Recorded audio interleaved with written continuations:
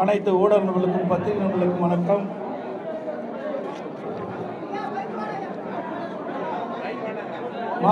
வேண்டாமா?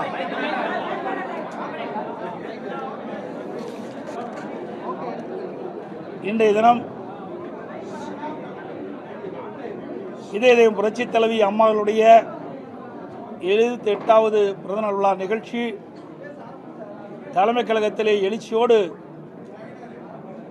மூத்த தலைமை கழக நிர்வாகிகள் மற்றும் தலைமை கழக நிர்வாகிகள், மாவட்ட கழக செயலாளர்கள், மாண்புமிகு நாடாளுமன்ற உறுப்பினர்கள், மாண்புமிகு சட்டப்பேரவை உறுப்பினர்கள், முன்னாள் நாடாளுமன்ற சட்டமன்ற உறுப்பினர்கள், கழகத்திலே பல்வேறு பொறுப்பில் வைக்கின்ற நிர்வாகிகள், பொதுமக்கள் திரளாக தலைமை கழகத்திலே கூடி எங்களுடைய இதயம் புரட்சி தலைவி அம்மா அவர்களுக்கு மலர் மாலை அணிவித்து மலர் தூவி இன்றைக்கு பிறந்த விழாவை எழுச்சியோடு நாம் கொண்டாடி இருக்கிறோம்.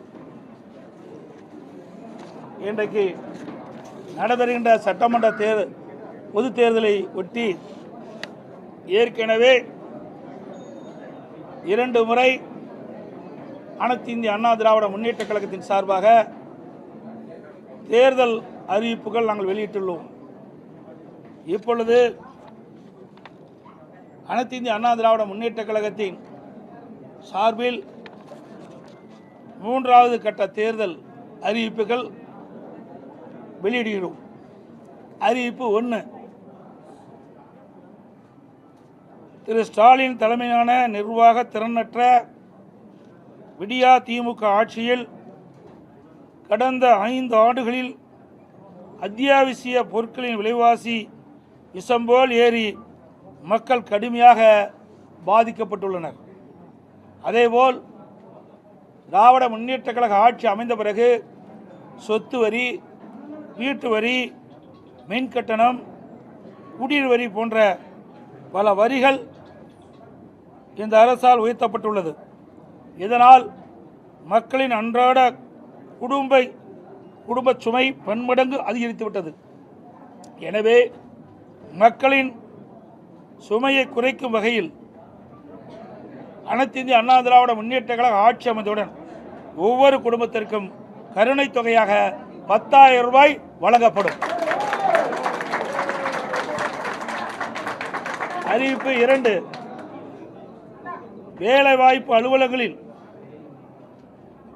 நம்முடைய இளைஞர்கள் பதிவு செய்து வேலைக்காக காத்திருக்கும் பட்டதாரிகளுக்கு மாதந்தோறும் 2,000 ரூபாயும், +2 வரை படித்து வேலைவாய்ப்பு அலுவலகத்தில் பதிவு செய்துள்ளோருக்கு மாதந்தோறும் 1000 ரூபாய் உதவித்தொகை வழங்கப்படும். அறிவிப்பு 3. மீன்பிடி தடைக்காலங்களில் மீனவர்களுக்கு தற்போது வழங்கப்பட்டு வரும் நிவாரணத் தொகை 8,000 ரூபாய். இந்த 8,000 ரூபாயிலிருந்து அதிமுக ஆட்சி மலர்ந்தவுடன் 12,000 ரூபாயாக உயர்த்தி வழங்கப்படும். ஒவ்வொரு ஆண்டும் தைப்பொங்கல் அன்று வழங்கப்பட்டு வரும் பொங்கல் தொகுப்புடன் சேர்ந்து 1000 ரூபாய் பொங்கல் பரிசாக வழங்கப்படும். கைத்தறி நெசவாளர்களுக்கு தற்போது வழங்கப்பட்டு வரும் விலையில்லா மின்சாரம் 300 யூனிட்டிலிருந்து 450 யூனிட்டாக உயர்த்தப்படும். விசைத்தறி நெசவாளருக்கு தற்போது வழங்கப்பட்டு வரும் 1000 யூனிட்டிலிருந்து 1400 யூனிட்டாக விலையில்லாமல் அவர்களுக்கு உயர்த்தி வழங்கப்படும். நகரப்பகுதியில் நடைபாதை ஓரமாக கடை வைத்திருக்கும் சிறு வியாபாரிகள் கூட்டுறவு வங்கியில் வாங்கிய கடன் முழுவதும் தள்ளுபடி செய்யப்படும்.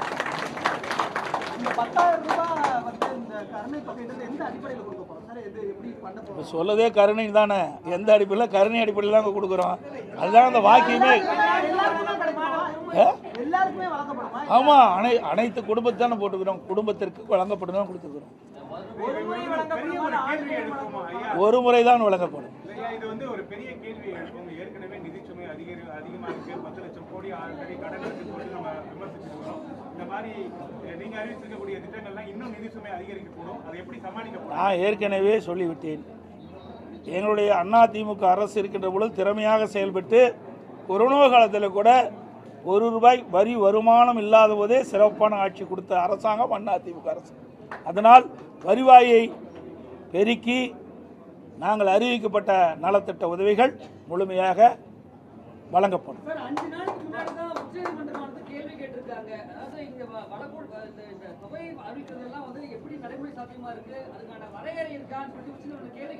அதுக்கு தாங்க நான் சொல்றேன், வருவாயை உயர்த்தி பெருக்கி அதன் மூலமாக நாங்கள் அறிவிக்கப்பட்ட இந்த திட்டத்தை மக்களுக்கு வழங்கப்படும். அது இப்போல்லாம் எப்படிங்க சொல்ல முடியும்? வரி ஏற்றுறாங்களா இல்லையா? நீங்கள் கேட்குற கேள்வியெல்லாம் அதாவது வரி உயர்த்துறது பலர் இருக்குது, புரியுதுங்களா? இன்றைக்கு வரி உயர்த்துவதற்கு பல்வேறு வழிகளில் நிதியில் இருக்குது. அந்த நம்முடைய நிதி துறையைச் சேர்ந்தவர் நிபுணர்கள் மூலமாக எந்தெந்த வகையில் வரி பெருக்க முடியுமோ உயர்த்த முடியுமோ அதை உயர்த்தி நாங்கள் அறிவிக்கப்பட்ட திட்டங்களுக்கு தேவை நிதியை பெற்று திட்டங்களை செயல்படுத்தும். வேலை இல்லாத பட்டதாரிகளுக்கு மாதமான காசு தரும் நம்ம சொல்லியிருக்கோம். ஆனா அது இந்த பட்டதாரிகள் வேலை இல்லாத பட்டதாரிகள் அதிகமா இருக்காங்க, அவங்களுக்கு வேலை வழங்குவதற்கு நம்ம வேற என்ன முயற்சி எடுக்கணும்? அதுக்கு தாங்க நாங்கள் ஏற்கனவே மாண்புமிகு புரட்சி தலைவி அம்மா தமிழகத்துடைய முதலமைச்சராக இருக்கின்ற காலகட்டத்திலே படித்த இளைஞர்களுக்கு வேலைவாய்ப்பை வழங்க வேண்டும் அடிப்படையில் 2015ஆம் ஆண்டு தொழில் முதலீட்டாளர் மாநாட்டை சென்னையில் நடத்தி சுமார் 2,42,000 கோடி தொழில் முதலீட்டு ஈர்க்கப்பட்டு 74 புரிந்துணர்வு ஒப்பந்தங்கள் பெற்று அதையெல்லாம் செயல்பாட்டுக்கு வந்து இன்றைக்கு பல்லாயிரக்கணக்கானவர் வேலை கிடைத்திருக்கு.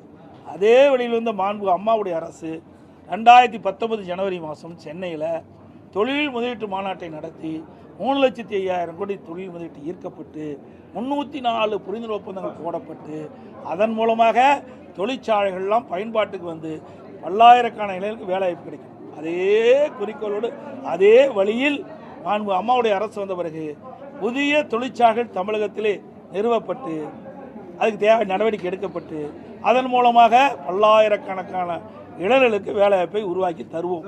அதுவரை படித்து பட்டம் பெற்ற இளைஞர்கள் அவர்கள் மன உளைச்சல் இருக்கிறாங்க.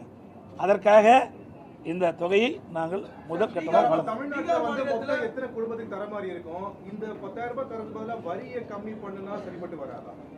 சார், அதாவது முதல்ல ரொம்ப உயிருக்கு போராடிட்டு இருக்காங்க. அவளுக்கு என்ன சொல்லுவோம்? அவளுக்கு வந்து அந்த உயிரை காப்பாற்றுவதற்கு இல்லை இது வைப்போம்ல, இல்லை வெண்டிலேட்டர் வைக்கிறோம்ல, இந்த ஆட்சியில் வெண்டிலேட்டர் வைக்கிற அளவுக்கு போயிடும். இன்றைக்கி மக்கள் அப்படிப்பட்ட துன்பத்தை அனுபவிச்சுட்டு இருக்கிறாங்க. ஆகவே முதல் மக்களை காப்பாற்ற வேண்டும். விலைவாசி அதிகரித்து விட்டது, அதிலிருந்து மக்களை காப்பாற்றும் அந்த அடிப்படையில் தான் இதை நாங்கள் அறிவிச்சிருக்கோம்.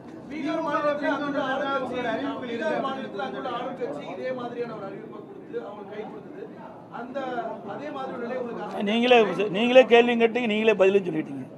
இரண்டும் நீங்களே சொல்லிட்டீங்களே.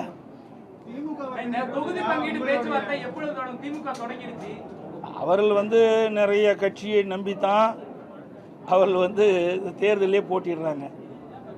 அதனால் அவர்கள் முன்கூட்டியே தொடங்கியிருக்காங்க. நாங்கள்லாம் பொறுமையாக தேர்தல் கூட்டணி குறித்து பேச்சுவார்த்தை ஏற்கனவே எங்களை என்னென்ன நிறைவேற்றி விட்டது பேச்சுவார்த்தை நடத்திட்டோம். ஆனால் எந்தெந்த கட்சிக்கு எவ்வளோ தொகுதின்னு நிர்ணயிக்கல, விரைவாக நாங்கள் பேச்சுவார்த்தையை தொடங்குவோம்.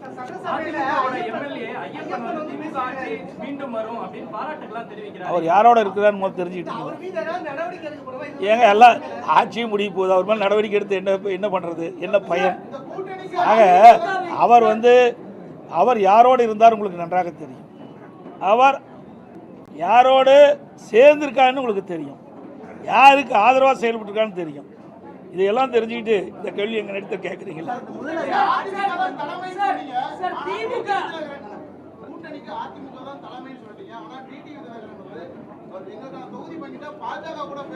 அதாவது நல்லா புரிஞ்சுக்கணும், அதிமுக தேசிய ஜனநாயக கூட்டணி. தேசிய ஜனநாயக கூட்டணி ஏற்கனவே அமைக்கப்பட்டது. இப்போ அதிமுக அதில் போய் சேர்ந்துருக்குது. ஏற்கனவே தேசிய ஜனநாயக கூட்டணி இடம்பெற்றிருக்கிற கட்சிகள்லாம் அவர்கள் அதன் மூலமாக நாங்கள் சீட்டுகளை பெறுவோம்னு சொல்லியிருக்கிறாங்க. அந்த அடிப்படை தான், புரியுதுங்களா? வேற ஒன்றும் கிடையாது.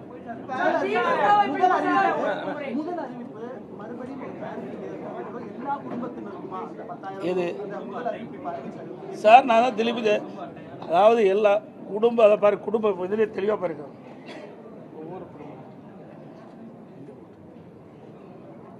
ஒவ்வொரு குடும்பத்திற்கும் கருணைத் தொகை 10,000 நாங்கள் அது உங்களுக்கு ஜெராக்ஸ் கொடுப்போம்.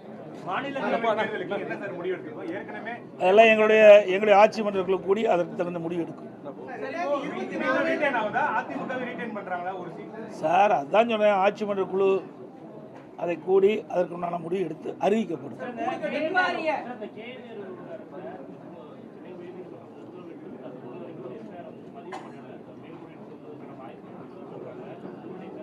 சார் என்றைக்கு திமுக நீதிமன்றம் கொடுத்த தீர்ப்பை ஏற்று அமுல்படுத்தி இருக்குது. நீதிமன்ற தீர்ப்பை மதிக்காத ஒரு கட்சினா திமுக கட்சி தான். இன்றைக்கு திரு நேரு அவர்கள் மீது இடி ஆதாரத்தோடு குற்றச்சாட்டுகளை அங்கே இருக்கின்ற மாநிலத்தில் இருக்கின்ற தலைமை காவல்துறை அதிகாரிக்கு அனுப்பிட்டிருக்காங்க. 3 முறை அவள் அறிக்கை அனுப்பப்பட்டதாக தகவல் செய்திகள். அதன் அடிப்படையில் நடவடிக்கை எடுக்காத காரணத்தில் தான் அனைத்து இந்திய அண்ணா திராவிட முன்னேற்ற கழகத்தின் சார்பாக நாங்கள் உயர்நீதிமன்றத்தில் வழக்கு தொடர்ந்தோம். அந்த அடிப்படையில் நீதிமன்றம் விசாரிக்கப்பட்டு இடி தாக்கல் செய்த அந்த அறிக்கையின்படி அதில் என்னென்ன விவரங்கள் இருக்குதோ அதையெல்லாம் உள்ளடக்கித்தான் நீதிமன்றம் ஒரு தீர்ப்பை வழங்கியிருக்கிறது. அந்த தீர்ப்பை மதித்து இந்த அரசு செயல்பட வேண்டும் என்பதுதான் எங்களுடைய கோரிக்கை. செயல்படும் என்று நாம் எதிர்பார்க்கிறோம். ஏனால் இதுவரை திராவிட முன்னேற்ற கழகத்துக்கு எதிராக வந்த எந்த தீர்ப்பையுமே இவர்கள் மதித்ததே கிடையாது. இதுவரை டிஜிபி நிரந்தர டிஜிபி சட்ட ஒழுங்கு நிரந்தர டிஜிபி நியமிச்சிருக்காங்களா? நீதிமன்றம் போச்சு, உயர்நீதிமன்றம், உச்ச நீதிமன்றம் போய் வந்த பிறகு கூட இந்த அரசாங்கம் நீதிமன்றத்தினுடைய உத்தரவை மதிக்காமல் தீர்ப்பை மதிக்காமல் இருக்கின்ற ஒரே அரசாங்கம் திராவிட முன்னேற்ற கழக அரசாங்கம். அனைத்து ஊடகங்களுக்கும் நன்றி, வணக்கம்.